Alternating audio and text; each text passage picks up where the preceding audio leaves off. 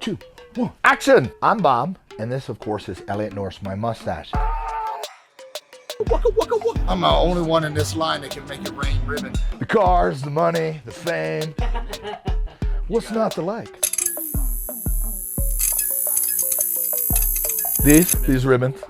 USA National Handlebar Champion from 2020. How do you train your mustache?